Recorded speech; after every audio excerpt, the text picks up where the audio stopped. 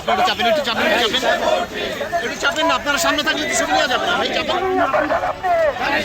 দেশকে নতুনভাবে গড়ে তোলার জন্য কাজ করবে। তো সেই জায়গা থেকে মনে হচ্ছে মানুষের মধ্যে অনেক উৎসব একটা ভাব, উৎসাহ নিয়ে এগিয়ে আসছে যে ভোটে অংশগ্রহণ করার জন্য। আর মাঠে নামার পরে যখন ঘরে ঘরে যায়, এক একজন মানুষের সাথে যখন কথা হয়, তার আন্তরিকতা দেখার পরে এই আমাদের অনুপ্রেরণাটা অনেক বেশি বেড়ে যায়। উৎসাহটা যে ভালো করতে হবে, সবার জন্য ভালো করতে হবে, গণমানুষের জন্য ভালো করতে হবে, তাদেরকে সাথে নিয়ে।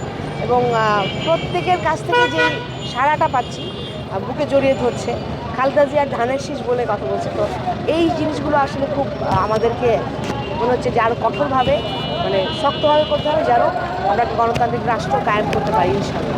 এটা আমার ঢাকা 14 আসনে প্রতিশ্রুতি গণমানুষকে যে তাদের নাগরিকের নিরাপত্তা নিশ্চিত করা, উন্নয়নের পাশাপাশি।